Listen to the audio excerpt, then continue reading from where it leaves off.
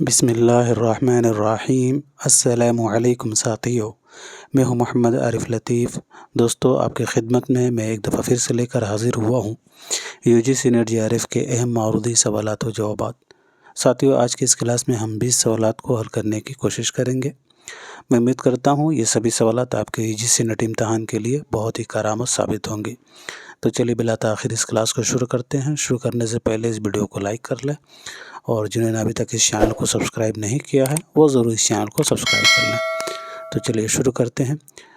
ویسے کل کا جو کلاس ہوا تھا، یعنی لیکچر نمبر 33 میں جو کلاس ہوا تھا، تو اس میں ایک سوال نمبر 32 تھا، تو کچھ کنفیوژن ہو گیا تھا۔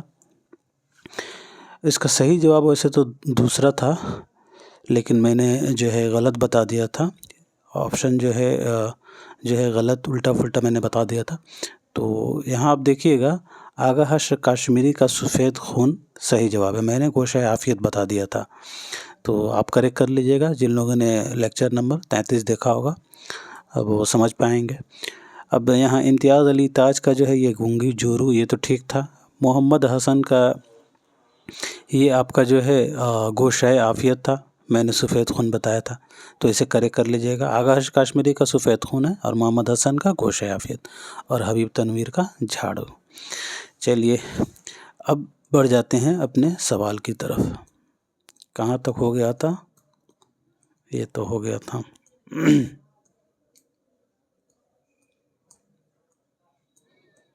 یہ بھی ہو گیا تھا، خواجہ امان دہلوی، زمانی ترتیب بھی ہو گیا تھا اس کا۔ ہاں چلیے اگلا سوال نمبر 41۔ انجمن آرا کس ملک کی شہزادی ہے؟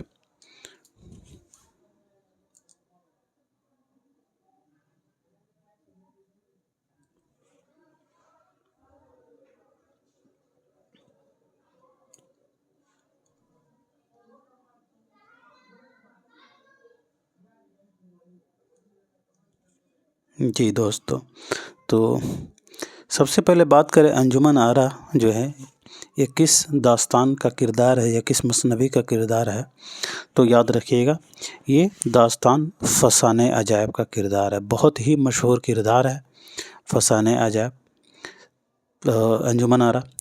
تو انجمن آرا جو ہے یہ داستان فسانہ عجائب کا کردار ہے، جو کہ داستان فسانہ عجائب کو رجب علی بیگ سرور نے حکیم اسد علی خان کی فرمائش پر تحریر کیا تھا۔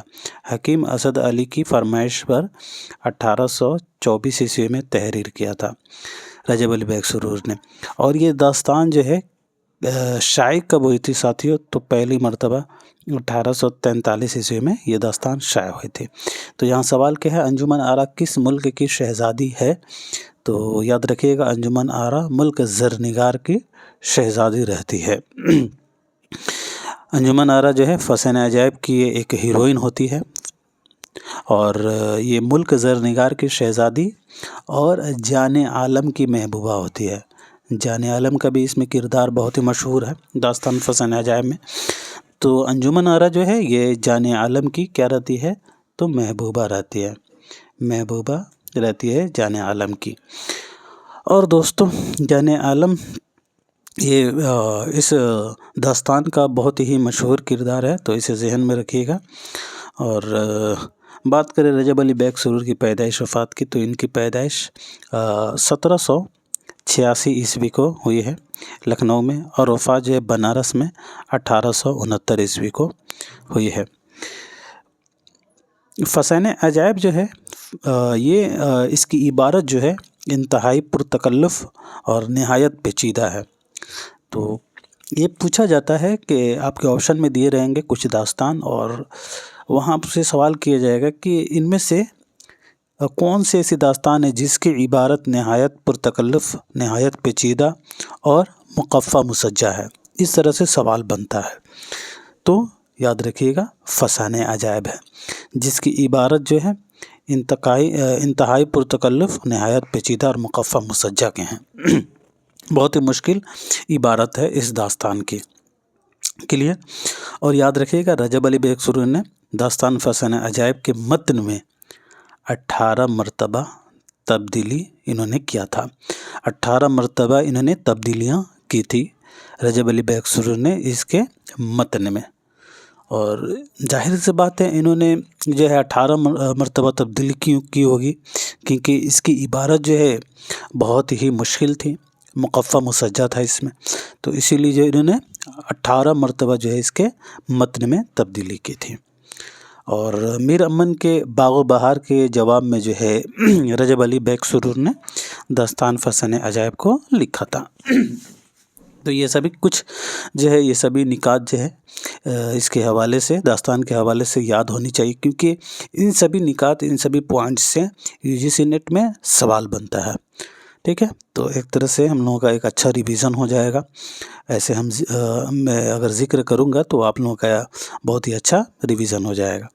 تو میں کیا بات کر رہا تھا کہ رجب علی بیگ سرور نے اس کے متن میں 18 مرتبہ تبدیلی کیے تھے، اور میر امن کے باغ و بہار کے جواب میں جو ہے رجب علی بیگ سرور نے داستان فسانہ عجائب کو لکھا تھا، اور بادشاہ نصیر الدین حیدر کے دربار میں رجب علی بیگ سرور نے فسانہ عجائب کو پیش کیا تھا۔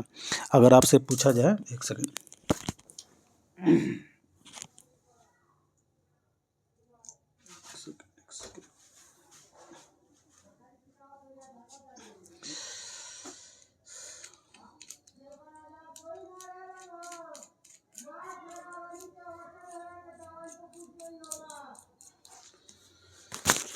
چلیے، تو میں بات کر رہا تھا کہ بادشاہ نصیر الدین کے دربار میں، بادشاہ نصیر الدین کے دربار میں جو ہے رجب علی بیگ سرور صاحب نے اسے پیش کیا تھا۔ بادشاہ نصیر الدین حیدر کے دربار میں رجب علی بیگ سرور نے داستان فسانہ عجائب کو پیش کیا تھا۔ تو داستان فسانہ عجائب کے حوالے سے ان سبھی باتوں کو ذہن میں رکھنا ہے۔ اس داستان کے کچھ اور مشہور کردار ہیں، جیسے انجمن آرا اور جان عالم کے علاوہ اس کے بارے میں بھی ہم ذکر کر لیتے ہیں۔ تو اس سے پہلے جو ہے سبھی چیزوں کو آپ نے ذہن میں رکھنا ہے۔ فسانہ عجائب 1824 میں لکھی گئی اسد علی خان کی فرمائش پر، شائع 1843، اور جان عالم اس داستان کا مشہور کردار، نصیر الدین حیدر کے دربار میں اسے پیش کیا گیا تھا۔ اس کی عبارت جو ہے انتہائی پرتکلف، نہایت پیچیدہ ہے، اور اس میں 18 مرتبہ جو ہے انہوں نے اس کے متن میں تبدیلی کیا تھا رجب علی بیگ سرور نے، اور بادشاہ نصیر الدین حیدر کے دربار میں پیش کیا تھا۔ تو یہ سبھی کچھ ذہن میں ہونی چاہیے۔ اور داستان فسانہ عجائب جو ہے یہ ایک طبع ذات داستان ہے، یہ کسی سے اخذ نہیں کیا گیا، سب سے بڑی بات یہ ہے۔ چلیے، اب اس کے جو کچھ کردار ہیں اس کے بارے میں بھی ہم ذکر کر لیتے ہیں۔ فیروز بخت، داستان فسانہ عجائب کا یہ بھی مشہور کردار ہے، اور فیروز بخت جو ہے یہ ملک ختن یعنی قسمت آباد کا بادشاہ تھا، اور جان عالم کا باپ رہتا ہے۔ جان عالم جو عاشق ہوتا ہے اور جو ہے انجمن آرا کا، تو یہ کس کا لڑکا ہے؟ فیروز بخت کا۔ اور فیروز بخت یہ ملک ختن یعنی قسمت آباد، ملک ختن یعنی قسمت آباد کا رہنے والا ہوتا ہے یہ فیروز بخت۔ اس میں ماہ طلعت، داستان فسانہ عجائب میں ماہ طلعت کا کردار بھی مشہور ہے، اور ماہ طلعت جو ہے یہ اس سے جو ہے شہزادہ جان عالم کی شادی 14 سال کی عمر میں پہلے سے ہی ہو جاتی ہے، ٹھیک ہے۔ اور شہزادی منڈی یا منڈی جو بھی بولے، یہ پسر مجستن کی محبوبہ رہتی ہے، اور مہر نگار یہ بھی بہت ہی مشہور کردار ہے فسانہ عجائب کی، اور یہ سب سے کامیاب اور جاندار ہے۔ بلکہ نیر مسعود صاحب نے یہ بھی کہہ دیا تھا کہ داستان فسانہ عجائب کی سب سے متحرک اور فعال اور مرکزی کردار جو ہے وہ مہر نگار ہی ہے، ٹھیک ہے۔ انہوں نے جو ہے انجمن آرا کا جو ہے اتنی اہمیت نہیں دی تھی جتنی کہ مہر نگار کی اہمیت دی تھی ڈاکٹر نیر مسعود نے۔ تو یہ بھی ذہن میں رکھنا ہے، اگر نیر مسعود کے حوالے سے اگر سوال بن جائے تو مہر نگار کو ذہن میں رکھیے گا۔ چلیے، سوال نمبر 42، بے نظیر किस ड्रामे का किरदार है। तो ये तो कई दफ़ा ये सवाल आ चुका है बेनज़ीर। ड्रामा आगरा बाज़ार का किरदार है। हबीब तनवीर का लिखा हुआ ये ड्रामा है आगरा बाज़ार, तो इसे ज़रूर जहन में रखिएगा। बेनज़ीर जो है ड्रामा आगरा बाज़ार का किरदार है। ड्रामा आगरा बाज़ार में और भी कुछ किरदार हैं, तो हम यहाँ डिस्कस कर लेते हैं। जैसे कि बेनज़ीर अशफाक़ मोहम्मद ख़ान, इश्तियाक़ मोहम्मद ख़ान, अब्दुल सत्तार सिद्दीकी, मोहम्मद इकबाल, अनीस अहमद रईस, मिर्ज़ा जुम्मन, रशीद अजमानी, राजकुमार, सादिया, मोहम्मद अली, सैयद हसन, फ़ैयाज़ अहमद, हाफिज़ मोहम्मद इसहाक़, नुमान लतीफ़ वग़ैरह। हबीब तनवीर के पैदाइश वफ़ात के बारे में बात करें तो 1923 ईस्वी में ये पैदा हुए हैं रायपुर में, और वफ़ात 2009 ईस्वी में ये भोपाल में इनका इंतकाल हुआ है। चलिए अगला सवाल, सबरस में गैर किसकी बेटी रहती है। जी साथियों, तो सबरस में जो है गैर जो है वो रकीब की बेटी होती है। आपको मालूम होगा मुल्ला वजीह की लिखी हुई किताब है सबरस, उर्दू की पहली दास्तान मानी जाती है। उर्दू की पहली किताब भी 1635 ईस्वी में जो है मुल्ला वजीह ने इसे तहरीर किया था सबरस को। मुल्ला वजीह वही है 1566 से 1659 वाले, तो इन्हीं की ये किताब है। और इसमें सबरस में जो है गैर जो है वो रकीब की बेटी रहती है। रकीब जो है ये संगसार का निगरां रहता है। रकीब ये संगसार एक जगह है, संगसार, तो वहाँ का ये निगरां रहता है। संगसार, तो इस जगह का ये निगरां रहता है। और सबरस में ये गैर रकीब की बेटी होती है और रकीब संगसार का निगरां रहता है। रकीब जो है इश्क का गुलाम है। ये रकीब जो है ये इश्क का गुलाम रहता है, ठीक है। और नज़र, इसमें जो नज़र है ये भी बहुत ही मशहूर किरदार है। इसके अलावा कामत वगैरह इसके मशहूर किरदार हैं। अगला सवाल, ज़ुहद पहाड़ पर नज़र की मुलाकात किससे होती है। तो नज़र की बात आई थी, वही नज़र जो आपके सबरस में बहुत ही मशहूर किरदार है। नज़र जो है ये ख़ुद को कीमियागर बताता है, और नज़र बड़ा एक अय्यार भी रहता था। जब पकड़ा जाता तब वो ख़ुद को कीमियागर बताता, और नज़र जो है ये एक अय्यार रहता है। जी, तो अब यहाँ बताना है ज़ुहद पहाड़ पर नज़र की मुलाकात किससे होती है। तो ज़ुहद पहाड़ पर नज़र की मुलाकात रिज़्क़ यानी ज़र्क़ से होती है। ज़ुहद पहाड़ पर नज़र की मुलाकात जो है रिज़्क़ यानी ज़र्क़ से होती है। और रिज़्क़ का बेटा जो है ज़ुहद पहाड़ का निगरा रहता है। रिज़्क़ का जो बेटा है क्या नाम है उसका, तौबा उसका नाम है रिज़्क़ के बेटे का। तो ये जो है ज़ुहद पहाड़ का निगरां रहता है।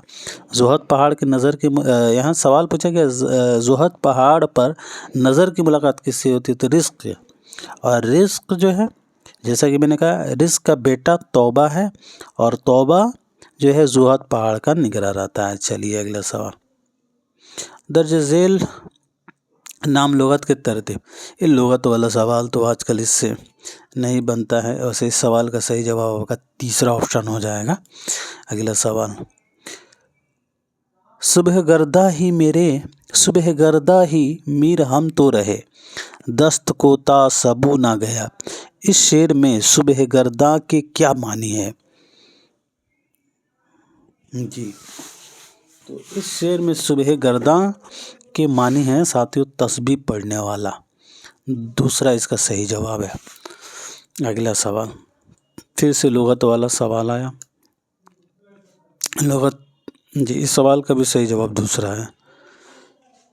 चलिए अगला सवाल, एक ही मैदान के होने की हैसियत से झेल के दो जुमरे सही और दो गलत, दो सही जुमरे की निशानदही कीजिए।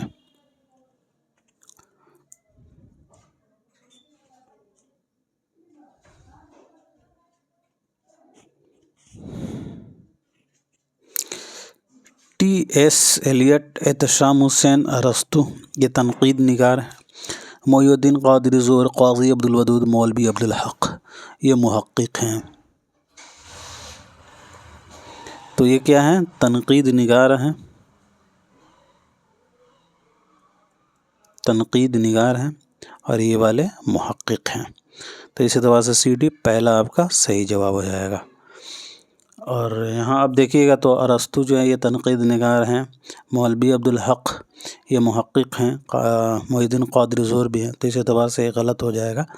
قاضی عبدالمودود محقق ہیں، اور اسی طرح جو ہے افلاطون یہ تنقیدی نگار، تو اس طریقے سے یہ بھی غلط ہو جائے گا، رائٹ آپشن آپ کا پہلا ہو جائے گا۔ چلیے اگلا سوال، رانی کیتکی کی کہانی میں پھول کلی کون ہے؟ جی ساتھی، تو رانی کیتکی کی کہانی میں پھول کلی جو ہے وہ ایک کیا کنور کی ماں رہتی ہے، کیتکی کی ماں، یا مالن یا پھر ہیروئن؟ جی مالن ہوتی ہے۔ رانی کیتکی کہانی میں پھول کلی جو ہے ایک مالن ہوتی ہے۔ اور رانی کیتکی کہانی کو آپ کو معلوم ہوگا، انشاء اللہ خان انشا نے اسے صاحبزادہ حسین علی خان کی فرمائش پر لکھا تھا، حسین علی خان کی فرمائش پر لکھا تھا، صاحبزادہ حسین علی خان کی فرمائش پر 1803 عیسوی میں اسے تحریر کیا تھا۔ اور مولوی عبدالحق صاحب نے اسے کب جو ہے شائع کیا تھا ترتیب دے کر، تو اسے مولوی عبدالحق نے کتابی شکل میں 1933 عیسوی میں رانی کیتکی کی کہانی کو کتابی شکل میں شائع کیا تھا۔ اور اس کہانی یعنی اس کتاب کے تعلق سے، اس کتاب کو انسان نے کہا ہندی میں لکھنے کا دعویٰ کیا تھا، اور اس کتاب کے تعلق سے انسان کا ایک مشہور قول تھا کہ یہ وہ کہانی ہے جس میں ہندی چھٹ کسی اور بولی کا میل ہے نا پٹ۔ تو یہ ایک مشہور قول انشاء اللہ خان انشا کا ہے اسی رانی کیتکی کی کہانی کے تعلق سے ہی، اور یہ جو ہے اسے ہندی میں لکھنے کا بھی دعویٰ کیا گیا ہے۔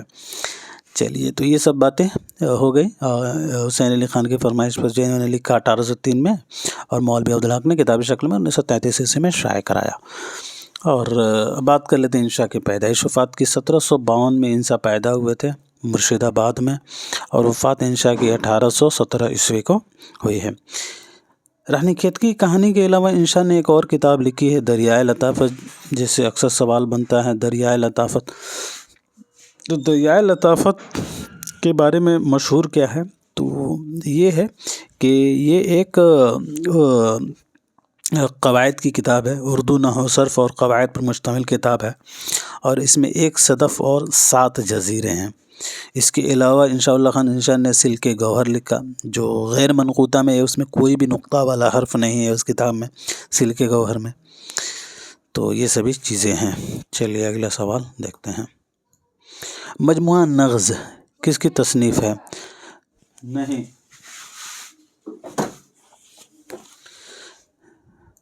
جی مجموعہ نغز جو ہے یہ قدرت اللہ قاسم کا تذکرہ ہے۔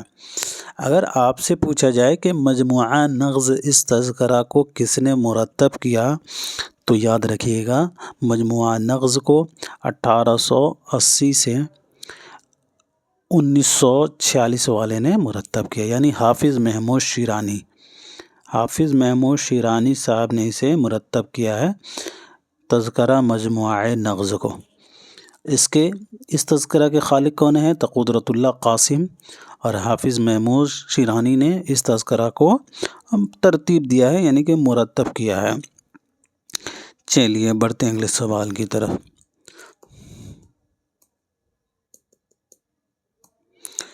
ویسے کچھ تذکرے ہیں دوستو جن سے اکثر سوالات بنتے ہیں UGC نیٹ میں، تو آپ کے پاس اگر ٹائم ہو تو آپ اس ویڈیو کو پاز کر کے بعد میں دیکھ سکتے ہیں اچھی طرح سے۔ فی الحال میں آگے بڑھتا ہوں۔ چلیے سوال نمبر 51 دیکھیے، جانے کا نہیں شور سخن کا میرے ہرگز، درج ذیل مصروں میں سے صحیح مصرع کی مدد سے میر کا شعر مکمل کرنا ہے۔ یہاں یہ میر تقی میر کا شعر ہے اور مکمل کیجیے۔ میر تقی میر کے پیدائش 1722 اور وفات 1810۔ میر تقی میر وہی ہیں آپ کے آگرہ اور لکھنوی۔ چلیے، جانے کا نہیں شور سخن کا میرے ہرگز، جی تو اس کا جو صحیح مصرع ہے وہ ہے، تا حشر جہاں میں میرا دیوان رہے گا۔ جانے کا نہیں شور سخن کا میرے ہرگز، تا حشر میں جہاں میرا دیوان رہے گا۔ تو یہ میر تقی میر کا یہ شعر ہے۔ اگلا سوال، تصانیف کے نام جوڑ کے درست جواب کی نشاندہی کیجیے۔ اچھا چلیے، तो इस सवाल का सिंपल सा सवाल है, अमानत लखनवी का इंदर सबा हो जाएगा। मोहम्मद हुसैन नहीं है, ये मोहम्मद हसन है साथियों। मोहम्मद हसन का ड्रामा जहां, इम्तियाज़ अली ताज का अनारकली और आगा काश्मीरी का यहूदी की लड़की। आपका सीधा सीधी जवाब हो जाएगा दूसरा। ये पहला है और ये दूसरा है, दूसरा सही जवाब है। चलिए अगला सवाल। और आप देख सकते हैं जैसे अमानत लखनवी 1852 में लिखी गई, 1854 ईस्वी में जो एक खेला गया था, स्टेज पर पेश किया गया था, और 1855 ईस्वी में ये शाया हुआ। उसी तरह मोहम्मद हसन का ड्रामा ज़हाक जो है 1977 ईस्वी में असरी अदब में, ये रिसाला असरी अदब में शाया हुआ था, लेकिन किताबी शक्ल में ये 1980 में शाया हुआ था। 1977 में असरी अदब में और किताबी शक्ल में 1980 ईस्वी को शाया हुआ था। उसी तरह ड्रामा इम्तियाज़ अली ताज का है अनारकली, जो 1932 ईस्वी में शाया हुआ, और आगाश काश्मीरी यहूदी की लड़की 1910 से 11 ईस्वी के दरमियान में जो इन्होंने इसे कंप्लीट किया था। चलिए अगला सवाल देखते हैं। झेल में दो जुमरे सिन्फ के लिहाज से यहाँ सही हैं, सिन्फी एतबार से इस सवाल को हल करना है।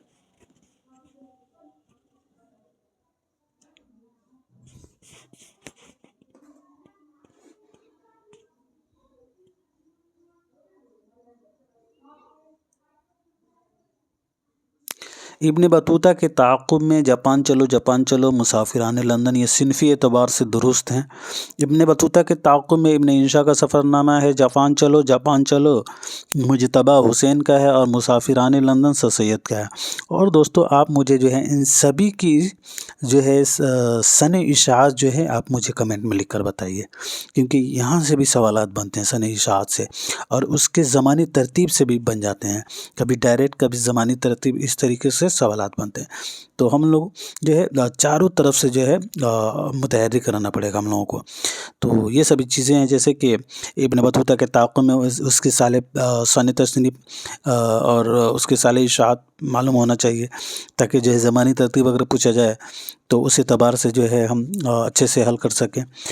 तो और उसी तरह यहाँ पे आपके ये सफ़रनामा, ये हाँ ये भी सफ़रनामा है, सफ़रनामा रोमशो शाम मुसाफिराने लंदन जापान चलो।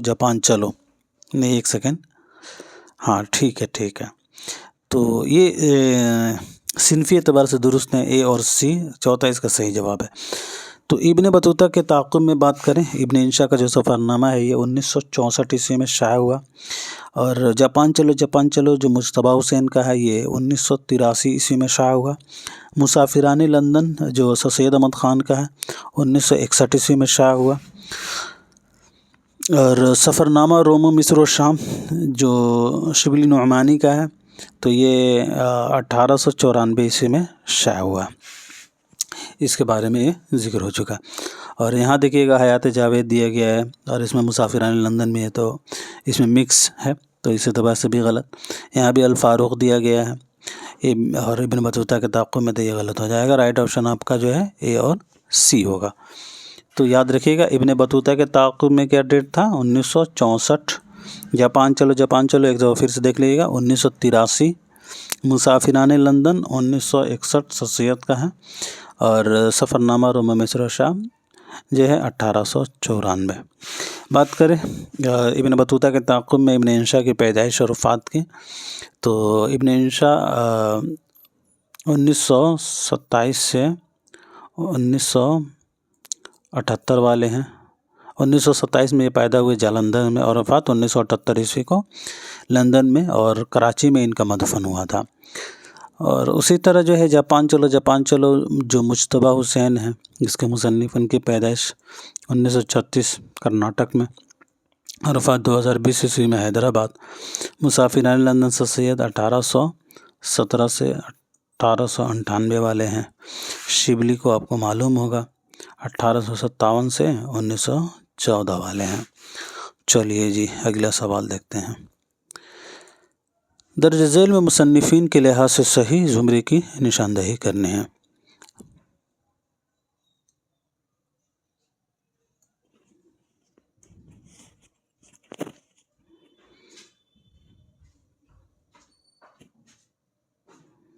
जी تو مصنفین کے لحاظ سے اے، بی اور ڈی لفظ و معنی انداز گفتگو کیا ہے؟ تنقیدی افکار،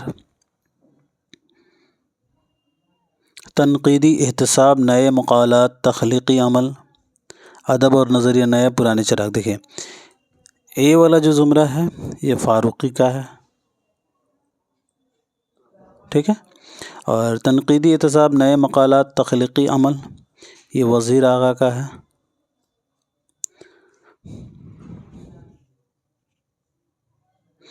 اور اسی طرح ادب اور نظریہ نئے پرانے چراغ تنقید کیا ہے؟ یہ آپ کے آل احمد سرور کا ہے۔ تو اس اعتبار سے آپ کا دوسرا صحیح جواب ہو جائے گا۔ افسانہ اور اس کی غایت میں، یہ کتاب کن کا ہے افسانہ اور اس کی غایت میں؟ تو مجنوں گورکھپوری۔ ترجیحات، ترجیحات کن کا ہے؟ جی تو ترجیحات جو ہے یہ شکیل الرحمن کا ہے۔ ادب اور جمالیات کن کا ہے؟ تو یہ مجنوں گورکھپوری کا۔ تو اس اعتبار سے یہاں سی غلط ہو جائے گا۔ ایک سیکنڈ پھر سے دیکھ لیتے ہیں، تھوڑا مجھے کنفیوژن ہو رہا۔ افسانہ اور اس کی غایت میں،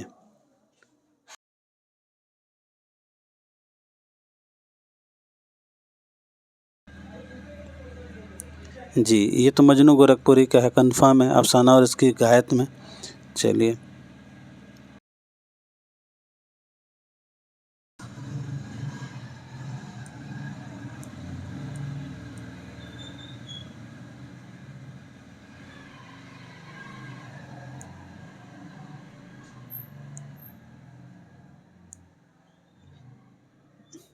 اچھا ایک ترجیحات جو ہے میں اگر سرچ کر رہا ہوں گوگل پہ تو عتیق اللہ دکھا رہا ہے، عتیق اللہ ترجیحات۔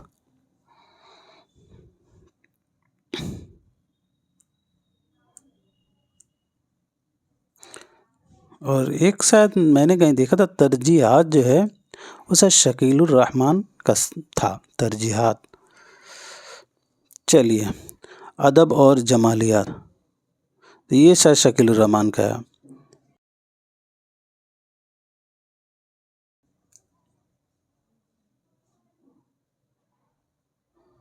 جی یہ تو کنفرم ہے، یہ شکیل الرحمن کا ادب اور جمالیات۔ یہ اس میں تھوڑا کنفیوژن ہے، ترجیحات یہ عتیق اللہ صاحب کا گوگل میں دکھا رہا ہے۔ چلیے اس کے بارے میں اس کے اور کوئی مصنف ہیں تو آپ مجھے بتائیے گا۔ چلیے اب بڑھتے ہیں اگلے سوال کی طرف۔ تجزیے ان میں سے کس کی کتاب ہے دوستو؟ تجزیے، جی تو تجزیے کے تخلیق کار ہیں گیان چند جین۔ گیان چند جین اس کے مصنف ہو جائیں گے۔ 1923 میں گیان چند پیدا ہوئے بجنور میں، اور وفات 2007 کو کیلیفورنیا میں ہوئی تھی۔ گیان چند جین کی کچھ اور کتابیں ہیں جن سے سوالات بنتے ہیں، تو آپ یہاں دیکھتے رہیے۔ تجزیے، تفسیر غالب، اردو کی نثری داستان ہے جس پہ انہیں ڈی فل کی ڈگری ملی تھی۔ اردو مثنوی شمالی ہند میں ڈیلیٹ کی ڈگری انہیں اس پہ ملی تھی۔ رموز غالب، حقائق، عام لسانیہ سے اکثر سوال بنتا ہے، اور ابتدائی کلام، اقبال، تاریخ ادب اردو، ایک بھاشا دو لکھاوٹ دو ادب، مقدمے اور تبصرے، لسانی مطالعے سے بھی سوال بنتا ہے۔ اس کے علاوہ ذکر و فکر، تحریریں، تحقیق کا فن، یہ بھی مشہور کتاب ہے تحقیق کا فن، پرخ اور پہچان۔ اس کے علاوہ ادبی اصناف، اردو کا اپنا عروض کھوج، قاضی عبدالودود بحیثیت مرتب متن، اور اردو کا اپنا عروض، یہ سبھی ان کی بہت ہی مشہور کتابیں ہیں۔ چلیے سوال نمبر 56، ریڈیو فیچر کے بارے میں دو صحیح زمرہ بتانا ہے۔ پہلے میں کہا گیا کہ ریڈیو فیچر ریڈیو ٹاک اور ریڈیو ڈرامے کی ملی جلی شکل ہے، اور دوسرے میں ریڈیو فیچر میں حقیقت نہیں ہوتی۔ تیسرے میں کہا گیا کہ ریڈیو فیچر کے موضوعات محدود ہوتے ہیں، اور چوتھے میں کہا گیا کہ ریڈیو فیچر میں موضوعات کے ساتھ ساتھ سرخی کو بھی دلچسپ ہونا چاہیے۔ تو ریڈیو فیچر میں ریڈیو ٹاک اور ریڈیو ڈرامے کی ملی جلی شکل ہوتی ہے، بالکل یہ درست ہے۔ اور ریڈیو فیچر میں موضوع کے ساتھ ساتھ سرخی کو بھی دلچسپ ہونا چاہیے، یہ بھی جو رہی بات بی کی، جو یہاں کہا گیا کہ ریڈیو فیچر میں حقیقت نہیں ہوتی، تو یہ غلط ہے، بلکہ اس میں حقیقت ہوتی ہے، اور ریڈیو فیچر کے موضوعات محدود نہیں ہوتے ہیں، تو یہ بھی یہاں لکھا گیا کہ محدود ہوتے ہیں، تو یہ غلط ہے، اس لیے بی اور سی غلط ہے، آپ کے اے ڈی رائٹ آپشن ہو جائے گا۔ ریڈیو فیچر ریڈیو ٹاک اور ریڈیو ڈرامے کی ملی جلی شکل ہوتی ہے، اور ریڈیو فیچر میں موضوع کے ساتھ ساتھ سرخی کو بھی دلچسپ ہونا چاہیے، بالکل صحیح جواب جو ہے آپ کا پہلا ہے، اے اور ڈی۔ دعویٰ دلیل کا سوال ہے۔ علی گڑھ تحریک ایک مصلحانہ تحریک تھی، اور دلیل دی گئی ہے کہ اس لیے کہ اس میں انگریزوں کے ساتھ صلح کے ساتھ رہنے کی ترغیب دی گئی تھی۔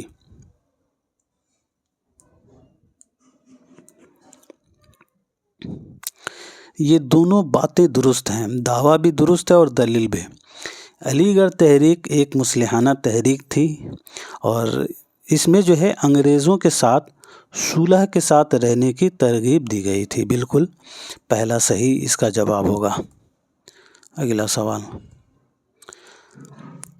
آریائی زبان کا عہد وسطیٰ کس زمانے کو کہا جاتا ہے؟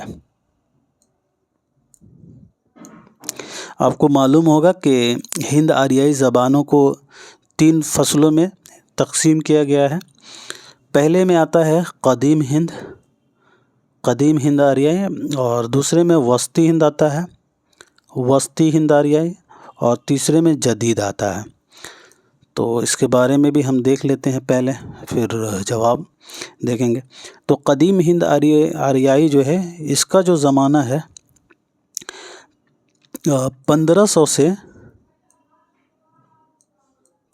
1500 قبل مسیح سے 500 قبل مسیح، 1500 سے شروع ہو جاتا ہے، یہ 1500 قبل مسیح سے 500 قبل مسیح تک کا یہ زمانہ ہے۔ اور وسطی ہند آریائی جو ہے، یہ 500، جہاں پہ قدیم ختم ہوتا ہے وہاں سے وسطی شروع ہوتا ہے، تو وسطی جو ہے 500 قبل مسیح، یہ عیسوی نہیں ہے، عیسوی سے پہلے، یعنی قبل مسیح، عیسوی سے پہلے کا جو تاریخ ہے اسے قبل مسیح بولا جاتا ہے۔ تو یہ قبل مسیح، وسطی 500 قبل مسیح سے یہ آپ کے ہو جائے گا 1000 عیسوی تک، 1000 عیسوی تک۔ اب یہاں عیسوی شروع ہو، وسطی میں ہی عیسوی شروع ہو جائے گا آخر میں، تو 500 قبل مسیح سے شروع ہوا، 1000 عیسوی تک یہ چلا، یعنی اس میں کتنا سال؟ 15 سال، ٹھیک ہے۔ اور یہاں آپ جدید میں آئیے، تو جدید میں جو ہے 1000 عیسوی سے لے کے یہ شروع ہوتا ہے، اور تاحال یعنی آج تک، ٹھیک ہے، آج تک جو ہے یہ چل رہا ہے جدید۔ تو پہلے میں قدیم 1500 قبل مسیح سے 500 قبل مسیح تک، اور وسطی میں 500 قبل مسیح سے 1000 عیسوی تک، اور جدید میں آپ کے 1000 عیسوی سے تاحال یعنی اب تک۔ تو آریائی زبان کا عہد وسطیٰ یعنی وسطی پوچھا گیا ہے، وسطی کنفیوز نہیں ہویا، یہاں لکھا ہے سوال میں کہ آریائی زبان کا عہد وسطیٰ کس زمانے کو کہا جاتا ہے، تو آپ نے کنفیوز بالکل نہیں ہونا ہے، وہی سوال ہے، دیکھیں گھما پھرا کے پوچھا گیا۔ تو وسطی آپ دیکھ لیجئے، میں نے جیسے ذکر کیا 500 سے لے کے 1000 عیسوی، تو 500 سے 1000 عیسوی جہاں ہے وہاں لگا لیجئے، 500 قبل مسیح اور 1000، ایک سیکنڈ، یہ پہلا ہو جائے گا کیونکہ یہاں سے تو 600 ہے، یہ غلط ہو جائے گا۔ یہاں 600 دیکھ کے گھبرانا نہیں ہے، کیونکہ 500 سے لے کر کے 1000 عیسوی تک ہے، تو یہاں 600 دیا ہے، تو اس سے جو ہے بالکل غلط نہیں کرنا ہے، کیونکہ 600 سے 700، پھر 800، 900، 1000 عیسوی تک جا سکتا ہے، اور 1000 عیسوی تک کا اس کا زمانہ ہی ہے، ٹھیک ہے۔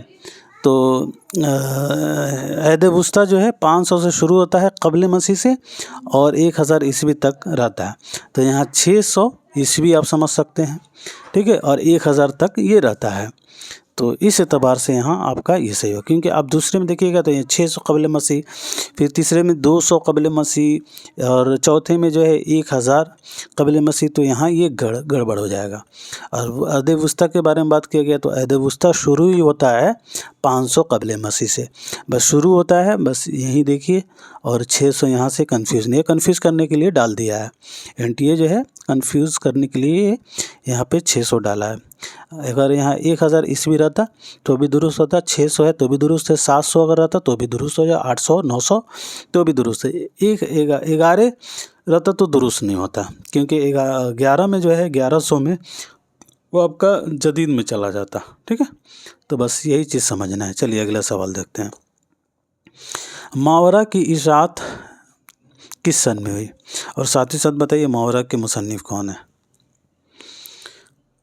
جی تو ماورا نون میم راشد، جن کی پیدائش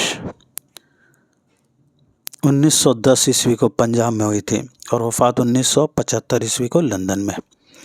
تو ماورا یہ نون میم راشد کا پہلا شعری مجموعہ ہے اور یہ شائع ہوا آپ کے 1941 عیسوی میں۔ تیسرا اس کا صحیح جواب ہو جائے گا۔ اس کے علاوہ جو ہے ایران میں اجنبی، جو 1955 عیسوی میں شائع ہوا تھا، ایران میں اجنبی نون میم راشد کا ہے، ایران میں اجنبی 1955۔ اس کے علاوہ جو ہے نون میم راشد کا ہے لا انسان، یہ شائع ہوا تھا 1969 میں۔ یہ سبھی ڈیٹ یاد رکھنا ہے کیونکہ زمانی ترتیب پوچھا جاتا ہے۔ اور گمان کا ممکن، ان کا یہ بھی شعری مجموعہ ہے گمان کا ممکن، یہ شائع ہوا 1977۔ تو یہ سبھی چیزیں ہیں، یہ ان کے شعری مجموعے۔ جیسے ماورا پہلا ہے تو 1941 میں شائع ہوا، پھر ایران میں اجنبی یہ ان کا دوسرا ہے، یہ 55 میں شائع ہوا، پھر تیسرا ان کا لا انسان ہے جو 69 میں شائع ہوا، اور چوتھا ان کا گمان کا ممکن 1977 میں شائع ہوا۔ ما ایرا لا گمان ایسے یاد رکھیے گا، ما ایرا لا گمان یاد رہے گا۔ ما سے ماورا، پھر ایرا سے ایران میں اجنبی، لا سے لا انسان، اور گمان سے گمان کا ممکن۔ ما ایرا لا گما ایسے یاد رکھنا ہے۔ اور ان کا داخل نصاب حسن کوزاگر ہے، حسن کوزاگر یہ نظم ہے داخل نصاب حسن کوزاگر۔ اور حسن کوزاگر اول دوم سوم چہارم تک ہے۔ تو اس میں یاد رکھنے کی چیز یہ ہے کہ اول جو ہے حصہ اول حسن کوزاگر کا، وہ ان کا جو مجموعہ ہے لا انسان جو تیسرا مجموعہ ہے تو اسی میں یہ شامل ہے، اور باقی دوسرا تیسرا چوتھا یہ گمان کا ممکن آخری مجموعہ میں شامل ہے۔ چلیے آج کے آخری سوال کی طرف بڑھتے ہیں۔ آیات و نغمات کس شاعر کا شعری مجموعہ ہے؟ جی تو آیات و نغمات جو ہے یہ جوش ملیح آبادی کا شعری مجموعہ ہے۔ جوش ملیح آبادی کا پہلا شعری مجموعہ آپ کو معلوم ہوگا، میں ہمیشہ ذکر کرتے رہتا ہوں، روح ادب جو 1920 عیسوی میں شائع ہوا تھا۔ اس کے علاوہ بھی جو ہے ان کے اور بھی بہت سارے شعری مجموعے ہیں، اس کے بارے میں بھی ہم ذکر کریں گے۔ تو یاد رکھیے گا روح ادب جو جوش ملیح آبادی کا پہلا شعری مجموعہ ہے، جسے جوش ملیح آبادی نے صبح صادق کی نظر کیا ہے۔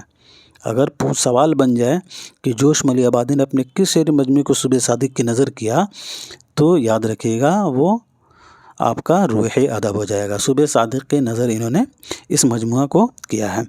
تو اب جوش ملیح آبادی کے مشہور مجموعہ ہے اور نظم ہے، اس کے بارے میں ہم دیکھ لیتے ہیں۔ جیسے کہ نقش و نگار 1936، شعلہ و شبنم 1936، فکر و نشاط، جنون و حکمت، حرف و حکایت، آیات و نغمات، عروش و فرش، رامش و رنگ، سب ایک ہی بہر یہ دکھ رہا ہے تو آپ کو آسانی رہے گی یاد کرنے میں۔ سرود و خروش، حروف عطف کا استعمال کیا گیا ہے۔ ان کے زیادہ تر جو ہے نا شعری مجموعے میں حروف عطف دیکھنے کو ملتے ہیں، جیسے سموم و صبا، سیف و سبو، واو آپ کو دیکھ رہے ہیں، الہام و افکار، نجم و جواہر، یہ سبھی اس طرح کے ان کے نظمیں ہیں۔ اور ان کے مشہور نظموں میں یہ سبھی مجموعے ہیں اور یہ نظمیں ہیں: کسان، نعرہ شباب، شکست زندہ کا خواب، البیلی، صبح، بدلی کا چاند، فاختہ کی آواز اور آواز حق۔ تو یہ سبھی ان کے مشہور نظمیں ہیں، اور باقی یہ والے آپ کے مجموعے ہیں۔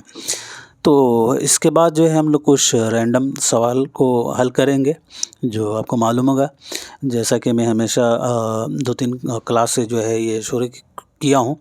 تو یہ بھی سوالات جو ہوں گے یہ سبھی آپ کے نیٹ کے لیے بہت ہی کرامت ثابت ہوں گے، تو گھبرائیے گا نہیں.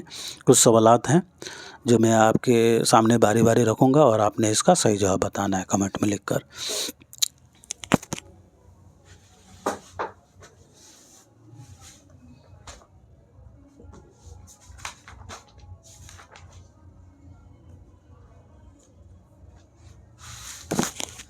چلیے تو پہلے سوال کا جواب دیجیے گا.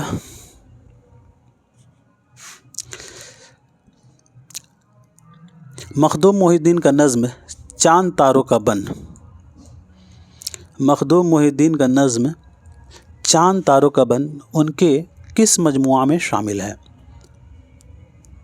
جی تو ان کے مجموعہ گولِ تر میں شامل ہے. چاند تاروں کا بن ان کے مجموعہ گولِ تر میں شامل ہے جو 1961 میں شائع ہوا. گولِ تر میں یہ شامل ہے چاند تاروں کا بن. چلیے اگلا سوال، اردو میں قصیدہ نگاری کا تنقیدی جائزہ کس کی تصنیف ہے؟ اردو میں قصیدہ نگاری کا تنقیدی جائزہ، اردو میں قصیدہ نگاری کا تنقیدی جائزہ، اردو میں قصیدہ نگاری کا تنقیدی جائزہ، تنقیدی جائزہ بڑا لمبا نام ہے. یہ کتاب کن کا ہے؟ اردو میں قصیدہ نگاری کا تنقیدی جائزہ. آپ کے پاس آپشن ہے ابو محمد سحر، شیخ چند، خلیق انجم، محمود الہی. جی دوستو تو یہ کتاب ہے محمود الہی صاحب کا، محمود الہی. اردو میں قصیدہ نگاری کا تنقیدی جائزہ بہت ہی مشہور کتاب ہے. اس سے سوال بنا ہے UGC نیٹ میں، اس لیے میں آپ کے سامنے یہ سوال لے کر آیا ہوں. آگے کبھی بھی بن سکتا ہے تو ذہن میں رکھنا ہے. اردو میں قصیدہ نگاری کا تنقیدی جائزہ، اس کتاب کے خالق ہیں آپ کے محمود الہی. چلیے اگلا سوال، مہربان خان رند کی سرکار سے کون وابستہ تھا؟ آپ کے سامنے جو ہے آپشن ہے سودا ہے، میر ہے، مسیفی اور مشیفی. میر، اس کے بعد سے سودا اور مسیفی، اس کے بعد انشا. یہ آپ کے پاس آپشن ہے. مہربان خان رند کی سرکار سے ان میں سے کون وابستہ تھا؟ میر تھے، سودا تھے، مسیفی تھے یا پھر انشا تھے؟ تو یاد رکھیے گا دوستو، مہربان خان رند کی سرکار سے جو ہے وابستہ تھے سودا. سودا اس کا صحیح جواب ہے. مہربان خان رند کی سرکار سے مرزا محمد رفیع سودا جو ہے یہ وابستہ تھے. چلیے اگلا سوال، پانی کا بہاؤ جو گزری ایک موج اور دریا کی روانی، یہ تینوں تصانیف کن کے ہیں؟ آپ کے پاس آپشن ہے نظیر، اکبر، جوش اور ساحل لدھیانوی. کیا ہے؟ تو پانی کا بہاؤ جو گزری ایک موج دریا کی روانی. پانی کا بہاؤ، پانی کا بہاؤ، اس کے بعد میں نے کیا کہا ہے؟ تو جو گزری ایک موج، جو گزری ایک موج، اس کے علاوہ میں نے کیا کہا؟ دریا کی روانی، دریا کی روانی. یہ تینوں تخلیقات کن کی ہے؟ جی دوستو تو یہ جوش ملی آبادی کی ہے. ٹھیک ہے، جوش ملی آبادی کی یہ تینوں تخلیقات ہیں. چلیے اگلا سوال جوش کا ہے، پھر سے دیکھ لیجئے، پانی کا بہاؤ جو گزری ایک موج اور دریا کی روانی، جوش ملیح آبادی کے یہ سبھی تخلیقات ہیں. ایک سیکنڈ، سوری معاف کیجیے گا، جوش ملیح آبادی کے نہیں، اکبر الہ آبادی کے ہیں. سوری عامر علی، سوری، اکبر الہ آبادی کے ہیں، اکبر الہ آبادی. چلیے اکبر الہ آبادی کے ہیں. چلیے اگلا سوال کا جواب دیجیے گا. شاعری اور ڈرامہ کس کی تخلیق ہے؟ شاعری اور ڈرامہ.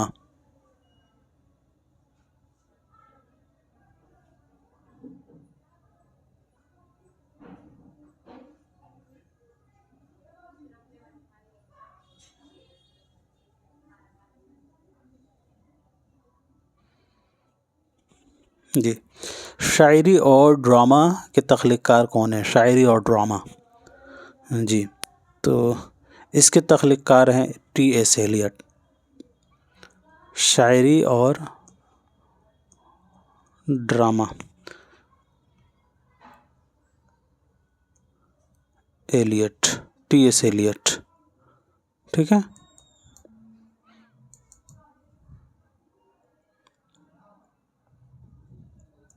ایلیٹ اس کے مصنف ہیں شاعری اور ڈرامہ کے. ایک اور سوال ہے،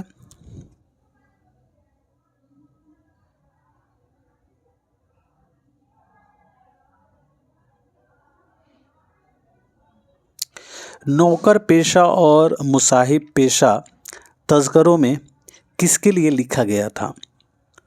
نوکر پیشہ اور مصاحب پیشہ تذکروں میں یہ بات کس کے لیے لکھا گیا تھا؟ نوکر پیشہ اور مصاحب پیشہ.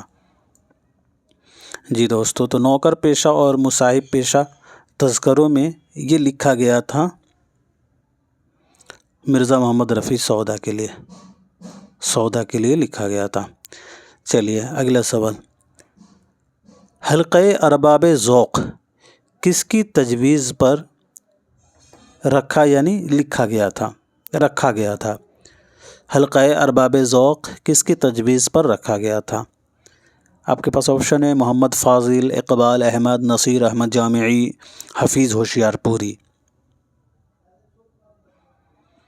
جی تو حلقہ ارباب ذوق جو ہے یہ حفیظ ہوشیار پوری کے جو ہے مشورے ان کے تجویز پر رکھا گیا تھا.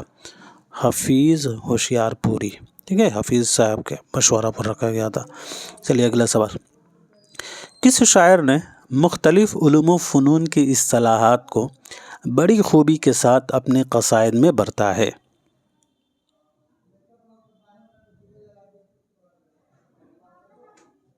جی تو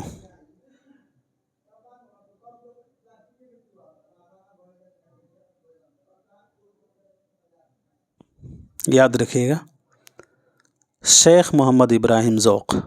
سوال کا صحیح جواب ہو جائے گا ذوق. شیخ محمد ابراہیم ذوق نے مختلف علوم و فنون کی اصطلاحات کو بڑی خوبی کے ساتھ اپنے قصائد میں برتا ہے. اگلا سوال، خالص اصطلاحی مفہوم میں مثنوی ایک شعر کیا کہلاتا ہے؟ خالص اصطلاحی مفہوم میں مثنوی ایک شعر کیا کہلاتا ہے؟ جی تو مثنوی ایک شعر کہلاتا ہے آپ کا بیت. بہت ہی مشہور یہ